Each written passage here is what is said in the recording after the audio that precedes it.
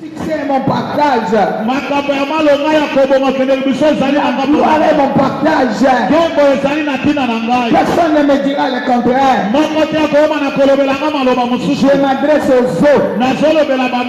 Je m'adresse aux forêts. Je m'adresse aux hôtels maléfiques. Aux hôtels de famille. Je m'adresse aux alliances formées contre ma vie. Aux hommes forts, aux femmes fortes. Ceux-là qui frappent la poitrine contre ma vie. Je m'adresse à eux. Cette année, vous n'aurez rien. Cette année, vous n'aurez rien. Vous allez vous agenouiller devant moi. Au nom puissant de Jésus. Car en Christ Jésus, il n'y a point de condamnation. Moi je suis uni à Jésus. Je suis uni à Jésus. Uni avec Jésus. Et je n'ai jamais vu un juste en train de manger un pain.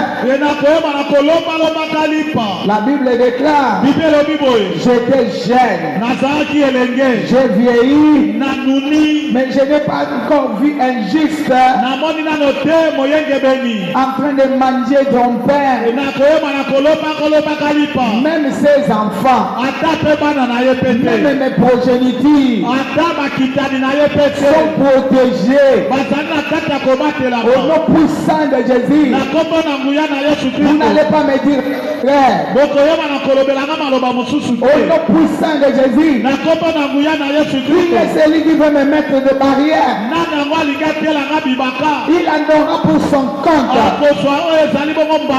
Au nom puissant de Jésus, je place le sang. Je place le sang. Que ça soit dans les airs. Je place le sang. Dans des complots. Je place le sang. Dans la sécheresse. Je place le sang. Dans les combats nocturnes. Les combats du jour. Ceux-là qui veulent fourrer mon étoile, il n'aura rien. Moi, la lumière lui à moi. J'ai la lumière à moi. C'est cette lumière qui est claire. Mon parcours. Je ne peux pas accepter que quelqu'un d'autre puisse monter et combattre mon étoile. À chacun sa grâce. Celui qui osera apporter à sa peine. La Bible déclare, lui tombe à mon côté, lui tombe à ma droite. Moi je ne serai pas atteint. Et même marche main levée, moi je ne serai pas atteint. Moi je ne serai jamais atteint. Moi je ne serai jamais atteint. Moi je ne serai jamais atteint. Je ne serai jamais atteint. Je ne serai jamais atteint. Quel que soit le poursuivant de Dieu, je ne serai jamais atteint. La honte et la confusion, c'est dans votre camp. Le malheur dans votre camp. L'échec dans votre camp. La honte dans votre camp. Je vous déstabilise. Déstabilisez-le. Déstabilisez-le. Déstabilisez-le.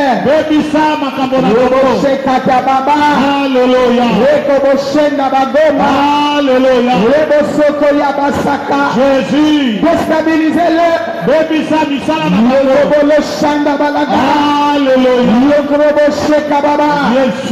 Déstabilisez-le. Au nom de Jésus. Aucune loi de la mort ne me mettra par terre. La loi de vie en Jésus-Christ m'a affranchi. M'a affranchi. M'a affranchi. M'a affranchi contre vos travaux passés. Au nom de Jésus.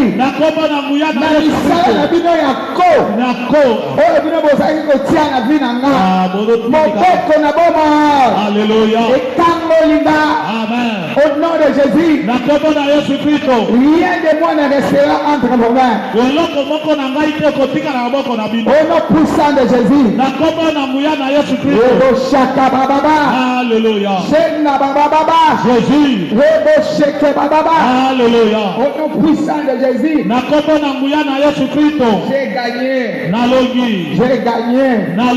Devant toutes ces choses. Je suis presque vainqueur. Par Christ qui m'a aimé. Je suis l'amour de Dieu. Je suis l'amour de Dieu. Me confesse toi-même. Mon Bible dans Jean. Dis à ton ami, nous sommes encore là. Nous n'avons pas encore atterri. Nous sommes encore là. Je voudrais prendre cela au 3e verset. Et puis je vais aller par-ci par-là. Je lis pour nous au nom puissant de Jésus. Amen. Les sœurs envoyèrent dire à Jésus, Seigneur, voici celui que tu aimes est malade. Je parle à un bien-aimé de l'Éternel. Son amour va te couvrir ce soir. Après avoir entendu cela, Jésus dit, cette maladie n'est point à la mort, mais elle est pour la gloire de Dieu. C'est pour que je manifeste ma puissance, afin que le Fils de Dieu soit glorifié par elle. Après 11e verset, après ces paroles, il leur dit, Lazare, notre ami, dort.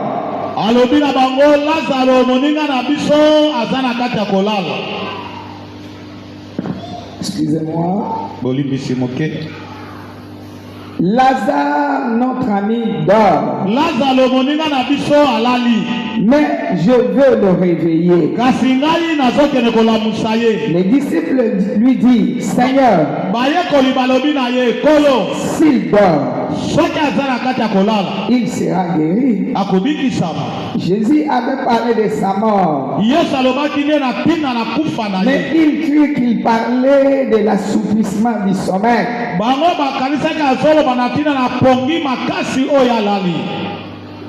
À cause de leur intelligence obscurcie.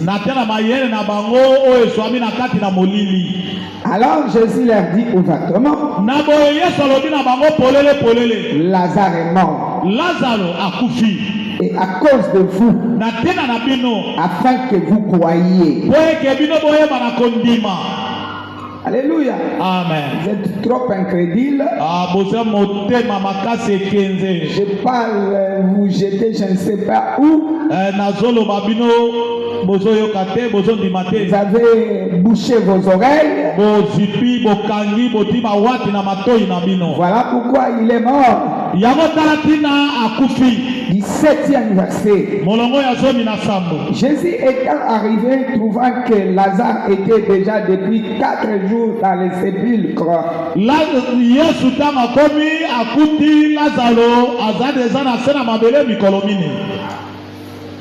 18e verset.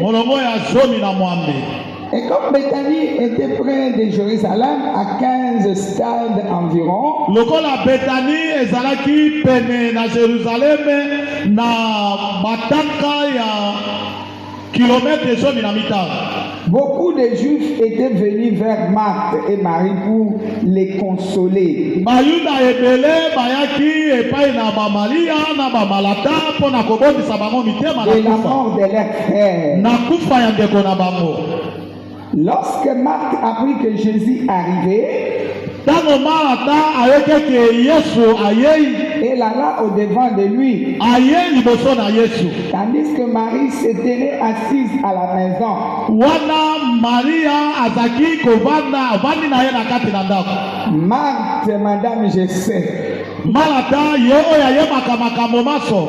Marthe dit à Jésus, Malata alobi na Yesu, Seigneur, Kolo, si tu avais été ici, soki ozalaka awa mon frère ne serait pas mort. ndeko na nga na mobali alingaki kokufa te. Mais maintenant même, regarde la contradiction dans son E langage. kasi sikoyo penza, Mais maintenant même, kasi sikoyo penza je sais que tout ce que tu demanderas à Dieu, nayebeke nyonso oyo koyeba na kosenga na Nzambe, Dieu te l'accordera. Nzambe akopesa yo yango. Jésus lui dit, Yesu alobi na ye, ton frère ressuscitera. ndeko na yo ya mobali akosekwa. Lui qui a dit, je sais que ce que tu demandes à Dieu, il t'exauce. Regarde maintenant au 24e verset. Tala sikoyo na molongo ya tuku mibale na mini. Je sais, lui répondit Marthe, Nayebi eyano ya Malata epai na Yesu. qu'il ressuscitera à la résurrection au dernier jour. Akosekwa na mokolo ya suka ya mokili. Jésus lui dit, Yesu alobi na ye, je suis la résurrection et la vie. nga nazali lisekwa mpe bomoi. Il répète encore, Azongisi lisusu, celui qui croit en moi oyo akoyeba na kondimela nga vivra, akozala bomoi même s'il meurt. atako soki akufi. 27e verset. Molongo na tuku mibale na sambo Elle lui dit, oui Seigneur, alobi iyokolo, je crois que tu es le Christ, le Fils de Dieu, nayebi kozali Kristo mwana na Nzambe na qui bomoi devait venir dans le monde. oyo esengelaki aya na mokili. 33e verset. Molongo ya tuku misato na misato, Jésus la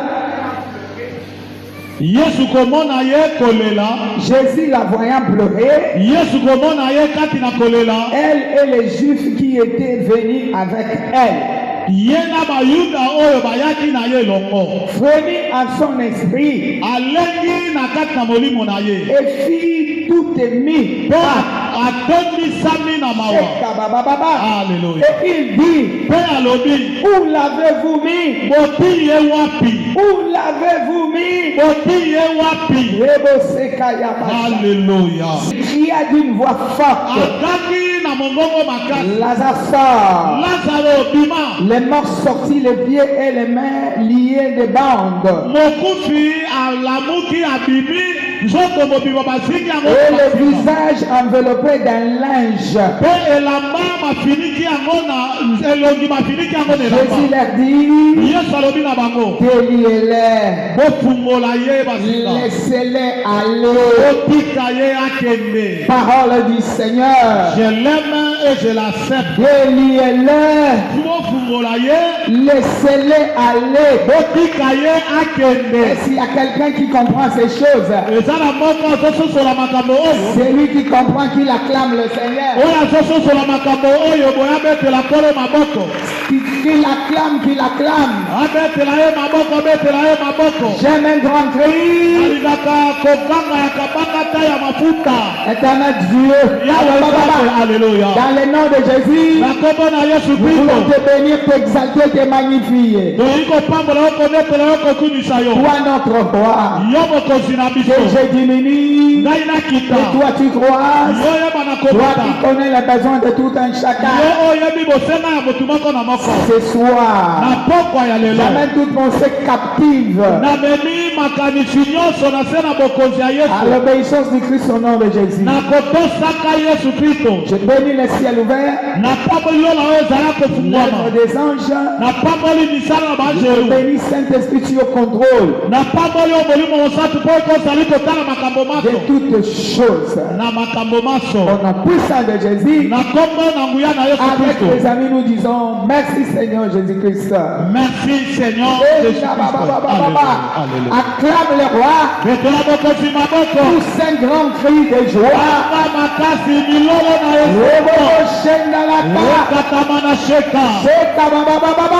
Alléluia. Alléluia. Jésus. Bien-aimé, depuis le début de cette histoire, nous comprenons que le sel de Lazare était devenu incrédule. Il ne partageait pas, donc il ne plaçait pas leur confiance en Jésus. Ils ont pris Jésus comme un simple homme, alors qu'il n'était pas un simple homme. Il était Dieu, Emmanuel, Dieu parmi eux. Emmanuel, Dieu parmi eux. Emmanuel, Dieu parmi eux. C'est ta bababa. Alléluia. Emmanuel. Alléluia. Amen. Le Créateur incréé. C'est lui le chemin. C'est lui la vie. C'est lui la solution. C'est lui la consolation. Et ils attendaient la consolation des gens qui étaient venus les entourer. Il leur disait tout concourt au bien de ceux qui aiment Dieu. Mais non, c'est un verset biblique. Mais moi j'ai besoin de la solution. J'ai besoin d'un changement. Mais ils ne comprenaient pas la leçon. À chaque fois, Jésus leur disait, premièrement, il leur avait dit, il est mort à cause de vous, afin que vous croyez. Lui, elle de répondre, je sais qu'il sera ressuscité au dernier jour. Non, je suis la résurrection et la vie. Je suis venu et élever les défis que les ténèbres vous a lancés.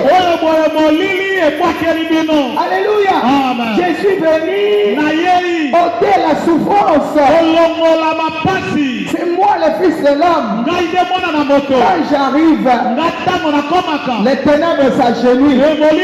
Quand j'arrive, les chemins se dans le désert. Tu ne veux pas croire à cela. Quelqu'un acclame le Seigneur. Quelqu'un acclame le Seigneur. Tu ne veux pas croire à cela. Alléluia. Amen. Je suis venu afin que mes brebis aient la vie. La vie en abondance. Eza bomo ya mukele ketete. Amen. Mante yoka koyeba. Madame qui connaît yoyebi mingi. mingi. Alléluia. Ah. Oh, je sais. On t'explique tout, tu rentres encore en arrière. Mais ne t'ai pas dit que si tu crois, si seulement tu places ta confiance à moi, j'ouvre la porte de séjour de mort. Alléluia. Amen. Si seulement tu crois, tu places seulement la confiance. Je vais là où vous avez enterré. Je ne sais dans quel placard on a mis. Je parle à quelqu'un. Aujourd'hui, il va rentrer dans tous les placards. Il va rentrer dans tous les placards. quelque chose enterré. Où l'avez-vous mis? Où l'avez-vous mis? Mon heure est arrivée. Je suis le maître de temps et de circonstances. Quand j'arrive, ce n'est pas pour tourner les pouces. Je viens pour donner la solution. Je viens pour opérer les miracles. Je viens pour ouvrir le séjour des morts. J'ai la clé. J'avais déjà arraché la clé. La clé est entre ma main. J'étais mort. Maintenant je vis. Je suis sorti plus que vainqueur. La clé est Alléluia. Alléluia. La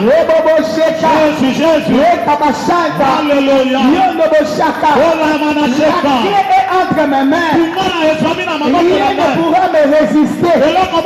Devant moi, tout genou fléchisse. Toutes les langues. Alléluia. Yabakongo, Yabaluba, Yabasakata, Yabambuza, Yabamala, Yabaekolo, ce qu'est Alléluia. Va confesser. Et leur coutume. Va confesser. Que c'est Jésus qui est Seigneur. Et ma gloire sera manifestée. Et les justes vivront par la foi. Les justes ne vivent pas par la vie.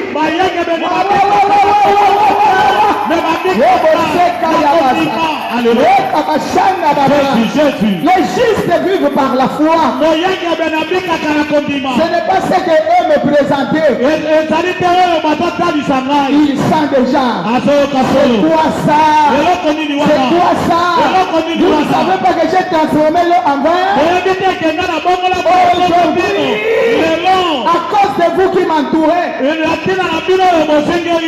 alléluia, je vais te démontrer encore que je suis le Fils de Dieu, je suis un employé, je suis le libérateur, et quand j'arrive, la consolation s'impose.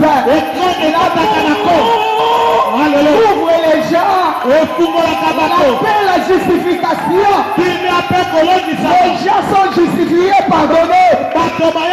Le point de condamnation. Recevez la grâce. Recevez la grâce. Recevez la grâce. Dieu au temps de la grâce. Personne ne te condamne. Quelqu'un acclame le Seigneur. Les maris ne comprenaient pas.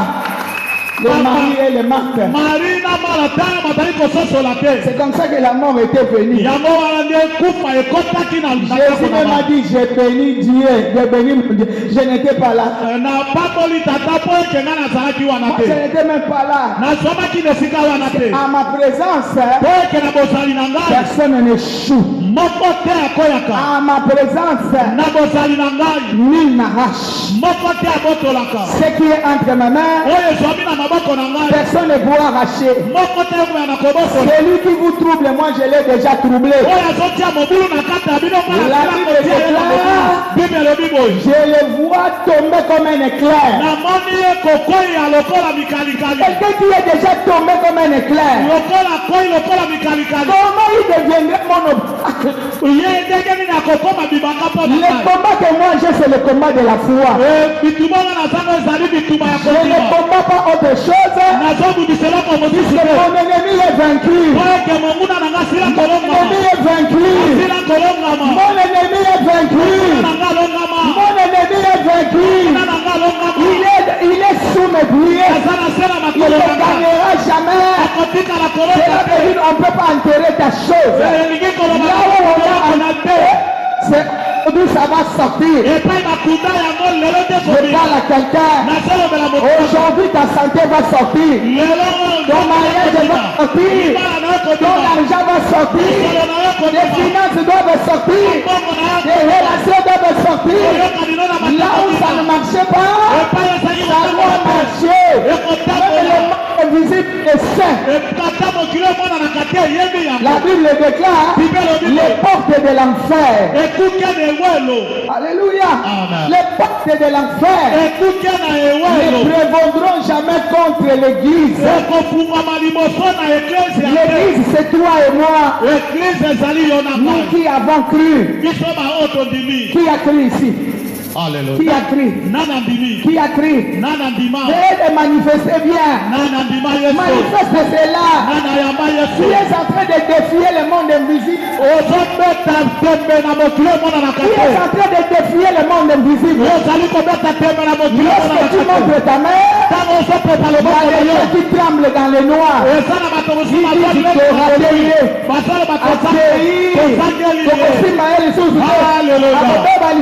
Jésus.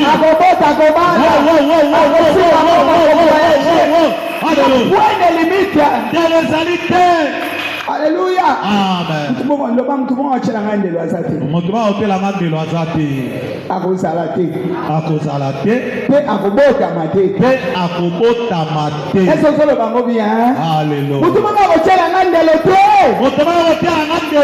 Tu parles déjà au monde invisible. Puisque les portes de l'enfer, les portes de la méchanceté, de la sorcellerie, je ne sais quel hôtel qu'ils érigent là-bas. C'est leur affaire. Toi, tu ne resteras plus dans ce placard-là. Alléluia. Tu ne resteras plus dans ce placard. Ton rédacteur est debout. Alléluia. C'est pas pour rien qu'il a pleuré. Puisqu'il a constaté que Israël ne comprenait pas les choses qui appartiennent à leur pays. Il ne savait pas que c'est lui qui est en face de nous. C'est lui la paix. C'est lui la paix. C'est lui la vie. C'est lui le chemin. Israël n'a pas compris. C'est comme ça qu'il pleurait. Si vous avez au moins compris, vous n'allez pas me faire traîner. Je reviens ici, mon heure est arrivée. Le prince des ténèbres par terre. Maintenant, il faut que j'agisse. Ce n'est plus le temps de la nuit.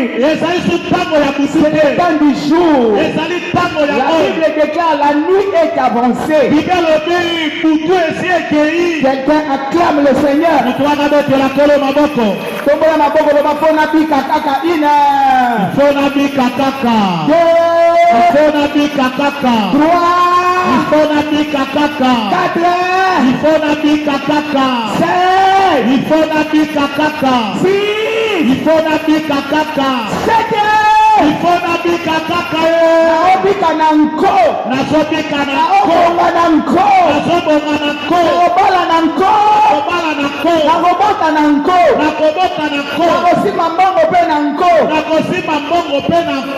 acclame le Seigneur. Assoyez-vous pour quelques minutes. Si Dieu est pour toi, qui sera contre toi? C'est maintenant que le projet de Dieu cette année va s'accomplir. La résurrection est ton partage. Je ne sais pas qu'est-ce qu'on a enterré. Je ne dis pas demain. Je dis maintenant. La foi c'est maintenant. Moi je ne parle pas comme Marthe qui dit s'il résiste. Non. Tout de suite est là. Ma chambre ne peut plus rester en terre. Ma vie ne restera pas en terre. Mes relations ne resteront plus en terre.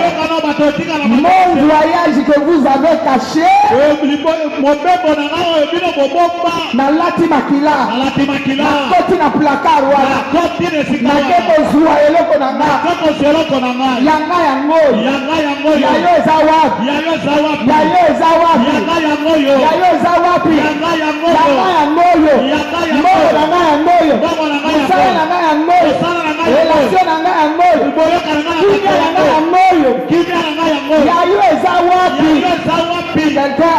Seigneur. Alléluia. Il ne faut pas faire attendre Jésus. Il dit c'est maintenant. Alléluia. Où l'avez-vous mis? Vous me faites traîner ici avec des tergiversements inutiles. Avec des doutes. Ôtez la pierre. Je voudrais exécuter. Puisque les secours ne viennent ni de l'Orient ni de l'Occident. Les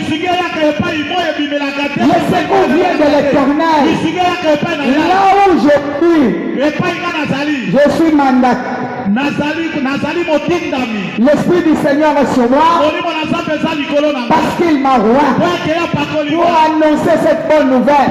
Je parle à la vie de quelqu'un qui ne restera plus lié, qui ne restera plus dans l'anonymat. Ton étoile doit briller.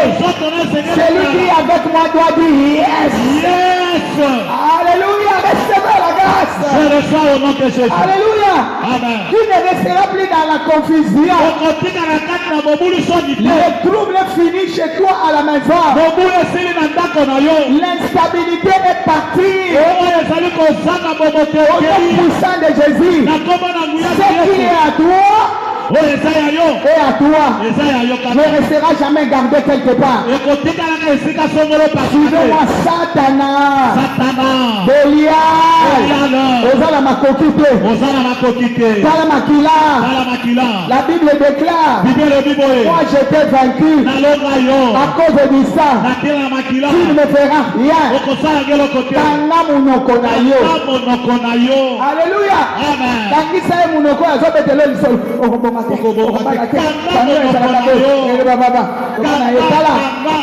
Ferme-la. Ferme-la. Je suis une autre espèce. Alléluia.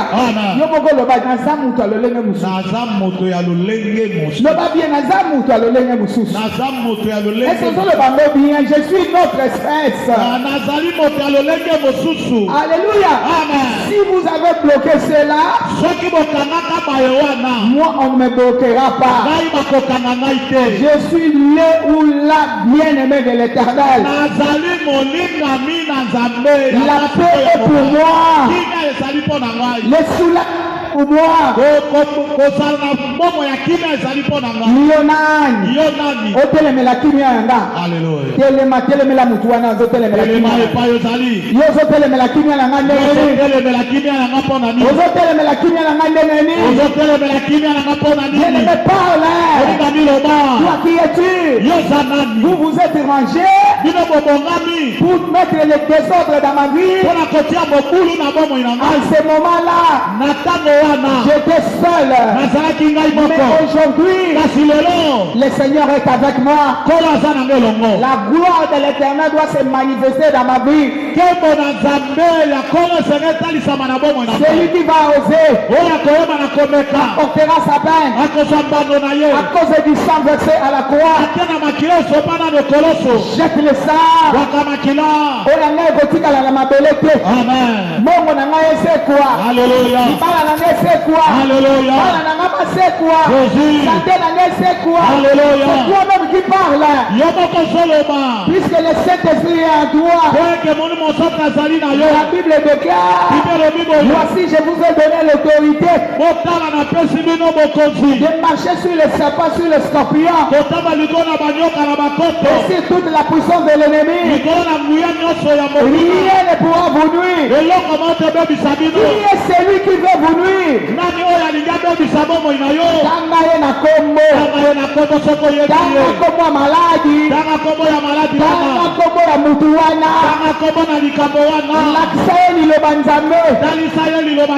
Regarde la parole. Regarde la parole. Je viens te confronter avec la parole. Moi, Dieu m'a justifié. La Bible déclare, le juste vivra par la foi. Cela veut dire en plaçant la confiance à son Dieu. Ce soir, misu na ngai efungwami. Natie motema likolo na Yesu Masia. Oyo akufa asekwa. Nakufi na ye nasekwi na ye. Toi tu ne peux pas garder ma chose dans la tombe. D'ailleurs le tombeau est vide. Quelles sont les chaînes que vous m'avez mis sur moi? Je brise ces chaînes. Les personnes te disent, oh, il y a l'ibota. Non, moi je suis citoyen du ciel.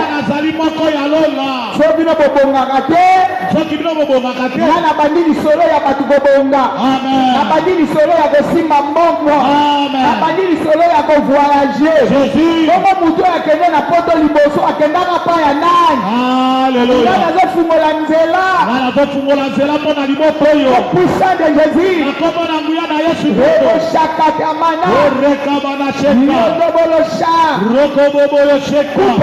Coupe. Je ne resterai plus dans cette tombe. Je dois sortir. Ce qui est à moi ne restera plus entre vos mains. Que ce soit chez les magiciens, que ce soit chez les sorciers, que ce soit chez les marabouts. Je ne sais pas quelle magie noire, blanc. Rien ne restera entre vos mains. Oh, mvula na ngai. Oh, mvula na ngai. Mvula na ngai. Oh, mvula na ngai. Yakobonga. Yakopambwama. Yakomata. Yakomonana. Okosimba étoile na ngate. Bien aimé parle. Chacun pour soi, Dieu pour tout. Je ne me faiblis jamais. Chacun pour soi. Dieu pour tous. Alléluia.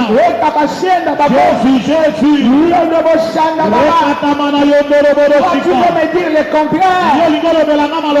Je marche sur ton autorité.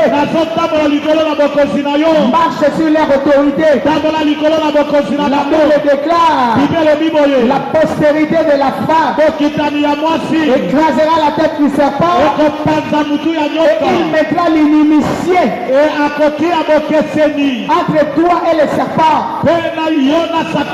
Vous êtes opposés.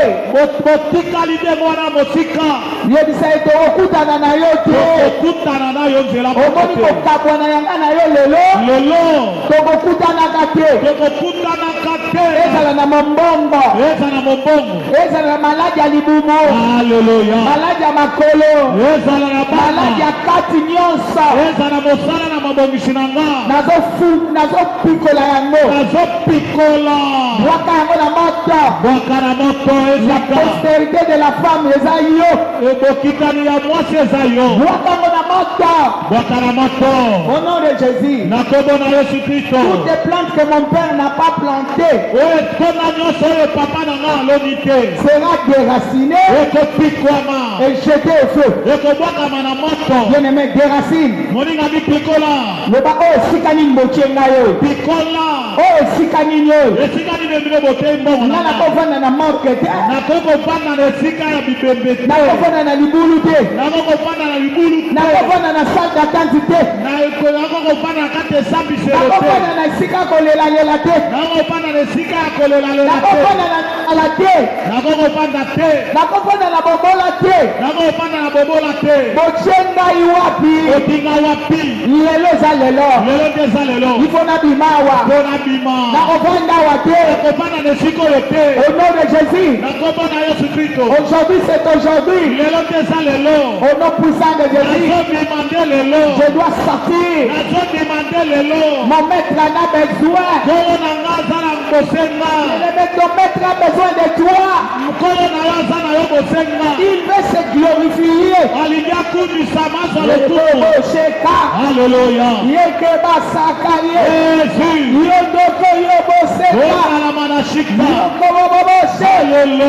Le maître a besoin de moi. Au nom puissant de Jésus.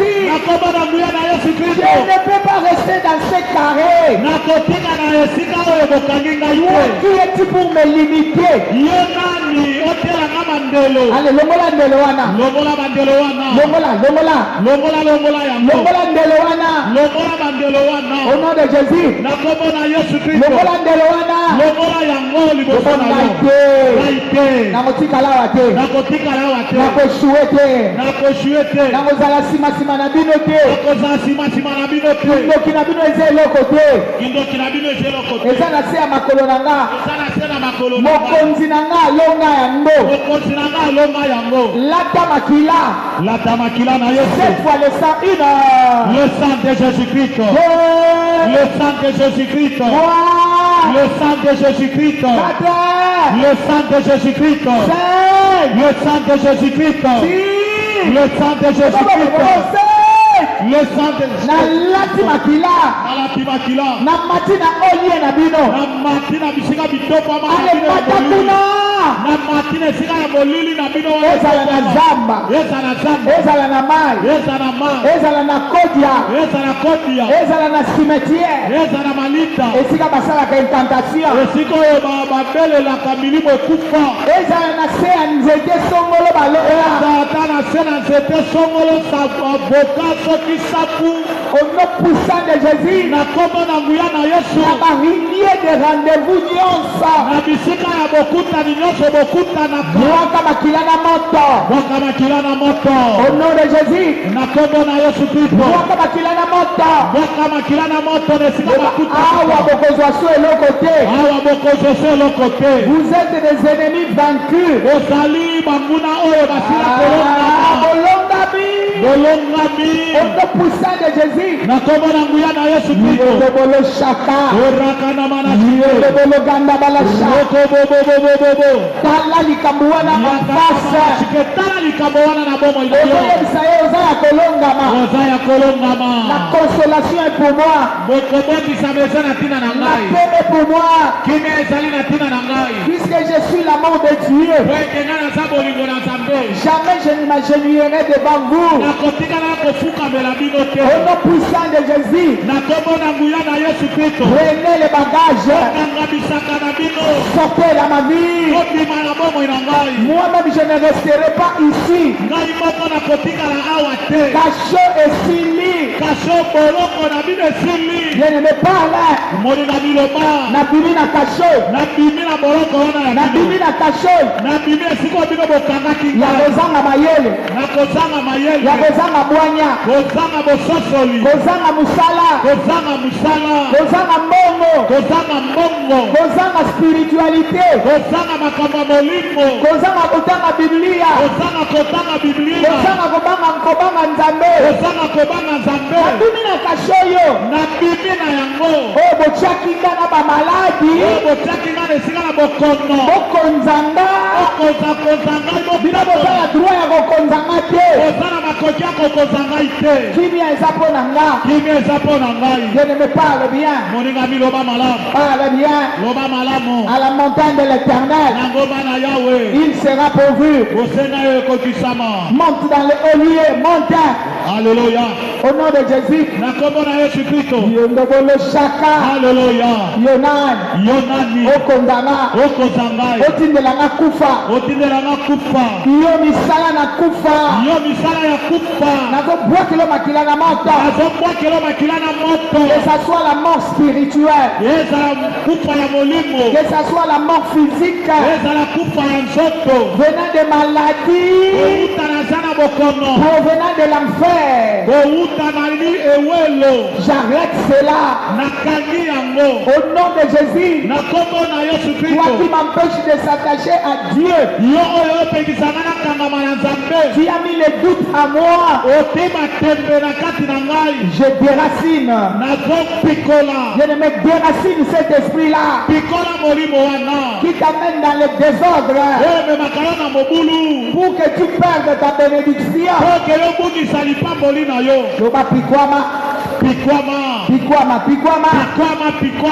pikwama la vie nanga au nom de na kombo na Yesu Kristo pikwama na ndako na nga pikwama na ndako na ngai au nom puissant de Jésus na kombo na nguya na Yesu Kristo pikwama na relation na nga pikwama na boyokani na nga na bato pikwama na bana na nga pikwama na bana na ngai na mbetu na nga ya libala na mbeto na nga ya libala pikwama na mobali na nga na mwasi na nga na mobali na nga na mwasi na nga na pikwama bana na nga na bana na nga pikwama pikwama pikwama lomwa de racine pikola ye moni haleluya haleluya Yeka baba baba bondala manashika Yeka baba baba yokoroboro shika Yeka baba baba yende manashike Yeka baba baba yokoroboro au shaka nom puissant de Jésus na kombo na nguya na Yesu Kristo naza mutu mususu naza moto mosusu descendant d'Abraham nazali mokitani ya Abrahama je suis dans l'alliance naza na boyokani il a dit ceci alobi boye il bénira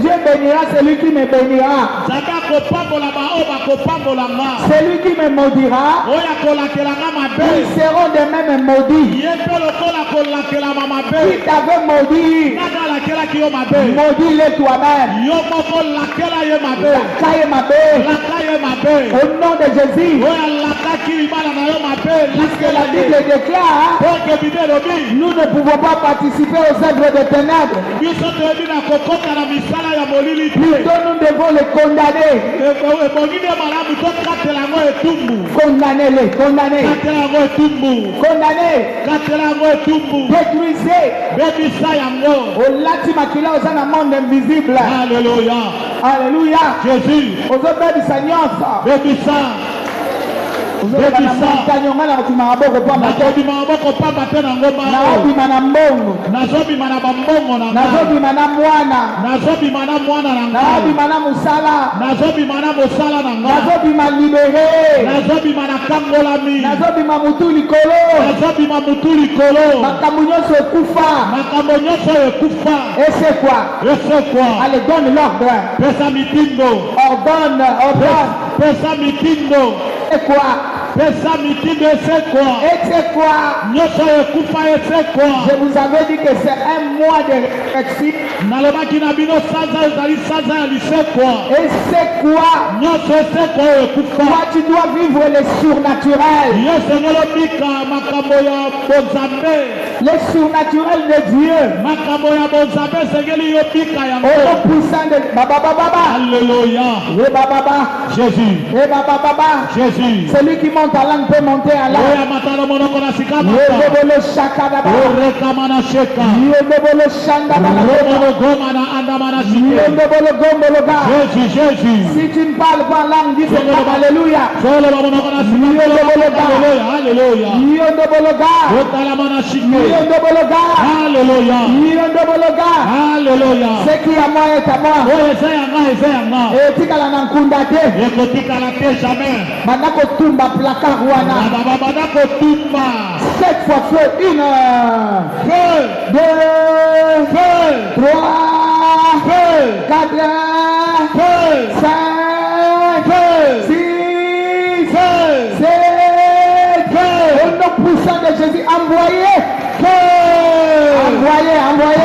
kotinda moto na placard na eloko balalisaki makambo na yo là où on avait gardé tes biens epai oyo bakangaki biloko na yo là où on a gardé la vision epai oyo bakangaki emoniseli on a gardé le ministère oyo bakangaki lotombo na yo on a gardé ta santé oyo bakangaki nzoto na yo envoie le feu tinda moto on a gardé ton bonheur oyo bakangaki lokumu na yo au nom puissant baba Alléluia tu dois sortir esengeli yo bima au nom de Jésus na kombo na Yesu Kristo il a dit à Lazare sors alobaki na Lazaro bima egoliele mpe fungola ye je me golis naza komifungola je me délie naza komifungola je me délie naza komifungola au nom de Jésus na kombo na Yesu je me délie à la sorcellerie naza komifungwama na bondoki à l'échec à la pauvreté na kokolisama na bobola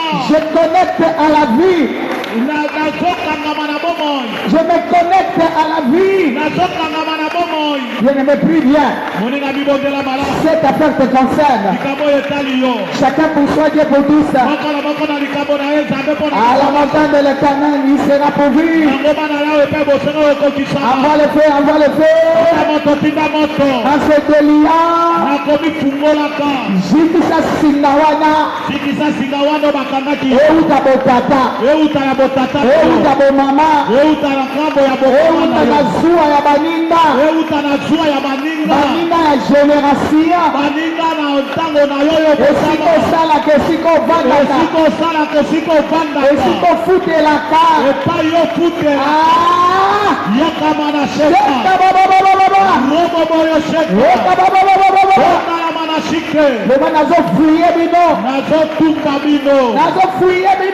Alléluia. Alléluia. Aujourd'hui c'est ma liberté. Aujourd'hui je dois vivre la gloire.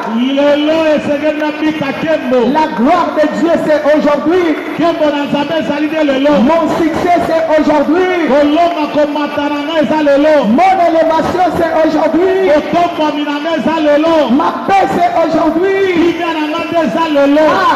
Jésus, je sens que quelque chose arrive. Il y a quelque chose qui t'arrive. Il y a quelque chose. Alléluia. Alléluia. Alléluia. Jésus.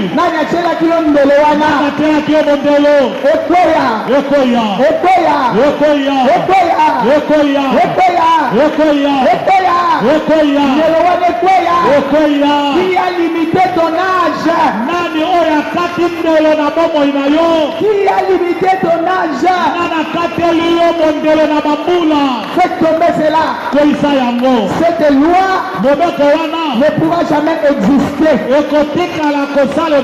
Même dans le monde invisible, Amen. Car c'est illégal. C'est illégal. C'est illégal. Tu ne peux pas appliquer cette loi dans ta vie. Tu n'es pas quelqu'un de la loi. Tu es quelqu'un de la grâce. Dans la loi, Moïse a utilisé les bâtons pour fendre l'eau. Mais dans la grâce, vers la 4e veille de la nuit, on marche sur les eaux. Bien-aimé, marche sur cette eau. Marche sur cette eau. Marche sur cette eau. Alléluia.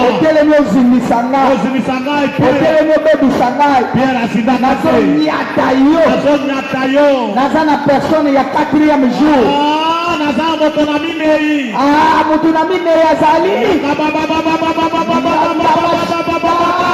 Jésus, c'est la personne de 4e jour. C'est lui qui a marché sur les eaux est avec moi. Moi j'ai la grâce de Dieu sur moi. Alléluia.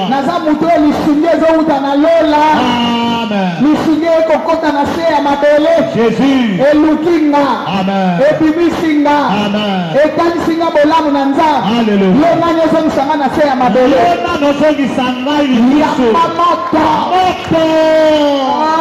Jésus.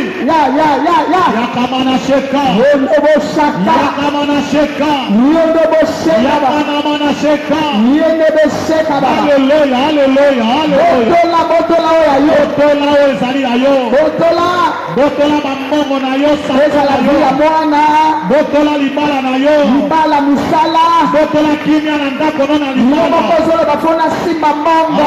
Alléluia. Fona zala mutu munene. Jésus. Fona nazala parmi les grands. Jésus. Parle toi-même. Bilobela yo moko. Nord, sud, est, ouest, benga yango. Biteni mene ya mokili benga oyo. Esprit de 4 vents. Molimo oyo zali koleka na biteni mine ya mokili. Tinda yango na biteni mine. Tinda yango na benga yango na biteni mine ya mokili. Ememela yo gloire na yo. Ememela yo kembo na yo. Yesu. Ayamanasheka. Au nom de Jésus. Au nom de Jésus. Amen.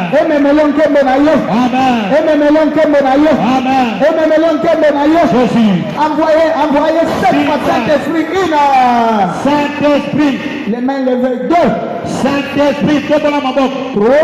Saint-Esprit. 4. Saint-Esprit. 5.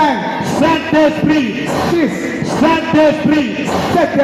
Saint-Esprit. Tindaye na 80. Tindaye na biteni mine ya bokini na mopepeso le kaleka. Amemela yo. Amemela yo. Eloko na yo. Amen. Obikangoluana. Amen. Au nom de Jésus. Na kombo na Yesu Kristo. Chacun pour soi Dieu pour tout ça. Moko na likambo na Yesu abebo na biso baso. Au nom puissant de Jésus. Na kombo na nguya na Yesu Kristo. Benga eloko na yo. Benga eloko na yo. Loba na molimo na Nzambe zwelanga eloko boy. Loba na molimo na Nzambe. Zwelanga libala na nga. Zwelanga libala na nga mosala. Zwelanga elevation na nga. Zwelanga kimia na ngai. Zwelanga esengo na nga. Zwelanga esengo na ngai. Latisa nga yango na nzoto bato nyonso bamoda. Amen.